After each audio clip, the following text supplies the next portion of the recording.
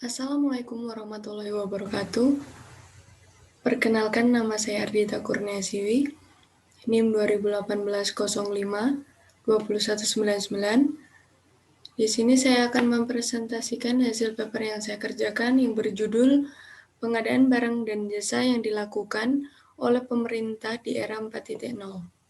Pertama, saya akan menjelaskan pengertian pengadaan barang dan jasa secara umum.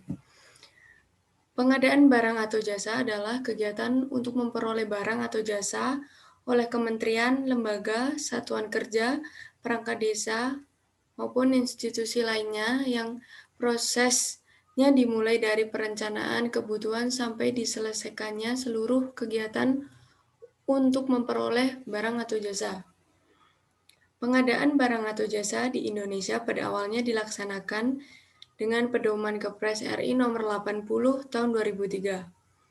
Beserta perubahannya dan terakhir yang digunakan adalah Perpres nomor 16 tahun 2018. Dalam pelaksanaannya, proses pemilihan penyedia jasa dilakukan dengan menggunakan beberapa metode pemilihan atau seleksi. Pengadaan barang atau jasa pemerintah memiliki tujuan antara lain memperoleh barang atau jasa dengan harga yang tepat, dipertanggungjawabkan dengan jumlah dan mutu sesuai, serta tepat waktu pelaksanaannya. Untuk mengatur pelaksanaan pengadaan barang atau jasa yang dibiayai dari APBN atau APBD, perlu diatur dari sisi formal maupun material. Tujuan ditetapkannya pengaturan pengadaan barang atau jasa pemerintah adalah agar proses pengadaan dapat dilakukan dengan lebih efektif dan efisien. Dengan persaingan yang sehat, transparan, terbuka, dan perlakuan yang adil sehingga hasilnya dapat dipertanggungjawabkan baik dari segi fisik, keuangan maupun manfaat bagi pelayanan publik. Yang kedua, pengadaan barang dan jasa di era 4.0. Era reformasi birokrasi saat ini tengah berhadapan dengan revolusi industri 4.0 dan arah kebijakan perdagangan dunia yang semakin terbuka, menuntut pemerintah untuk membuat kebijakan yang mampu mengimbanginya. Pemerintah dituntut untuk melakukan perbaikan dalam birokrasi sekaligus juga membuka jalan yang lebih luas dalam meningkatkan peran serta masyarakat maupun swasta dan memadukan dengan kemajuan teknologi. Adapun harapan dari perpaduan pemerintah dan swasta tersebut dapat mencapai keadaan perekonomian yang diidam-idamkan, yaitu untuk negara-negara yang tergolong masih berkembang dan terbelakang perekonomiannya.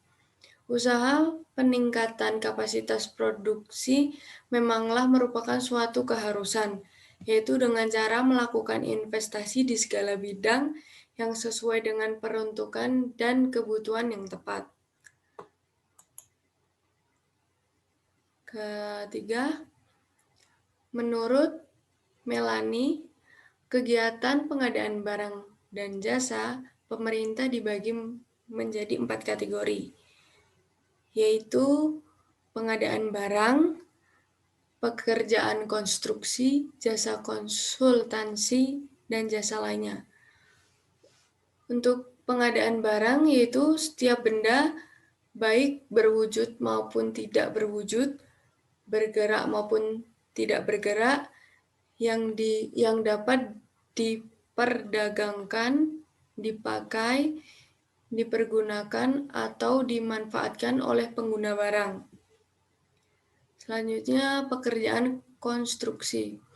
Keseluruhan atau sebagian kegiatan yang meliputi pembangunan, pengoperasian, pemeliharaan, pembongkaran, dan pembangunan kembali suatu bangunan. Selanjutnya, jasa konsultansi. Jasa layanan profesional yang membutuhkan keahlian tertentu di berbagai bidang keilmuan yang mengutamakan adanya olah pikir. Dan yang terakhir, jasa lainnya. Untuk jasa lainnya yaitu jasa non-konsultansi atau jasa yang membutuhkan peralatan atau metodologi khusus, dan keterampilan dalam suatu sistem tata kelola yang telah dikenal luas di dunia usaha untuk menyelesaikan suatu pekerjaan. Yang keempat, metode pemilihan penyedia barang atau pekerjaan konstruksi atau jasa lainnya, terdiri dari e-purchasing, yaitu sebagaimana dimaksud pada ayat 1 huruf A, dilaksanakan untuk barang atau pekerjaan konstruksi atau jasa lainnya yang sudah tercantum dalam katalog elektronik. Kedua, pengadaan langsung sebagaimana dimaksud pada ayat 1 huruf B, dilaksanakan untuk barang atau pekerjaan konstruksi jasa lainnya yang bernilai paling banyak 200 juta.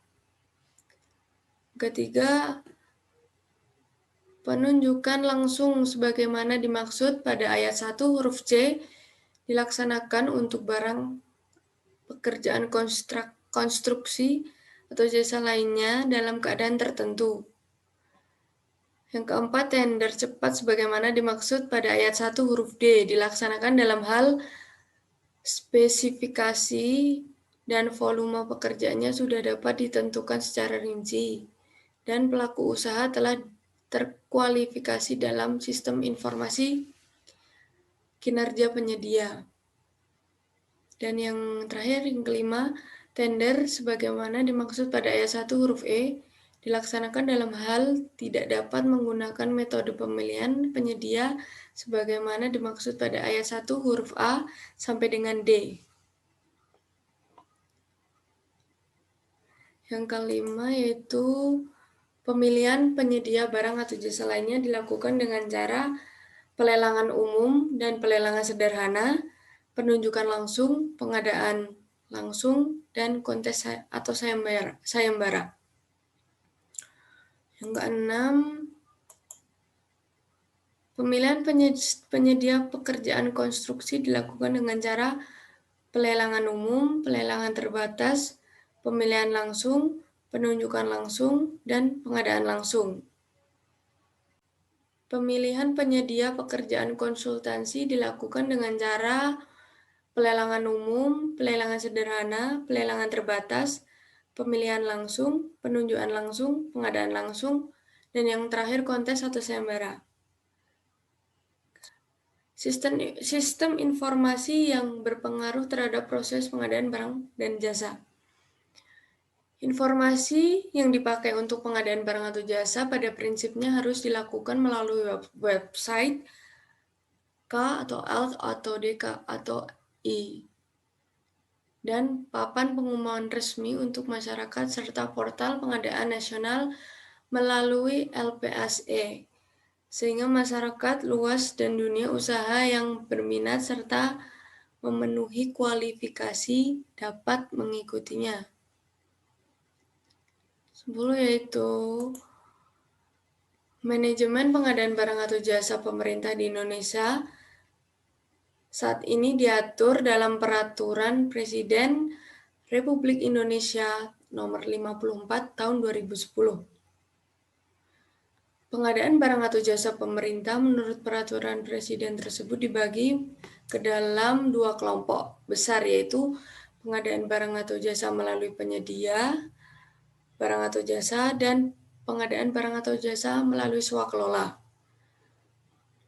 Adapun siklus manajemen pengadaan barang atau jasa melalui penyedia barang atau jasa diatur dengan ketentuan penyusunan rencana umum pengadaan barang atau jasa, pengumuman rencana umum, penyusunan rencana pelaksanaan pengadaan, pengumuman seleksi atau lelang penyedia barang atau jasa, pendaftaran peserta seleksi atau lelang, evaluasi kualifikasi peserta lelang atau seleksi, penjelasan pelaksanaan seleksi atau lelang penyedia barang atau jasa, pemasukan penawaran, evaluasi penawaran, serta evaluasi kualifikasi peserta, penempatan pemenang, penunjukan penyedia barang atau jasa, penandatanganan kontrak, pelaksanaan kontrak, dan yang terakhir penyelesaian kontrak atau serah terima. Selanjutnya kesimpulan. Setelah mengalami beberapa kali pembaruan peraturan, terlihat dari banyaknya perubahan yang terjadi atas peraturan tentang pengadaan barang atau jasa. Peraturan perundang-undangan nasional khusus mengatur pelaksanaan pengadaan barang dan jasa yang sekarang berlaku adalah Peraturan Presiden Nomor 54 Tahun 2010. Sebelum peraturan presiden ini diterbitkan sebagai bentuk penyempurnaan atas pedoman pengadaan sebelumnya, telah berlaku Kepres Nomor 80 Tahun 2003 yang selama hampir 7 tahun terakhir digunakan sebagai pedoman dalam pelaksanaan pengadaan barang dan jasa. Maka dapat disimpulkan adanya peraturan presiden dalam pelaksanaan pengadaan barang dan jasa sangat diperlukan sebagai informasi, evaluasi, dan tolak ukur terhadap peraturan yang ada di dalamnya. Apakah berjalan dengan baik sesuai harapan atau malah sebaliknya?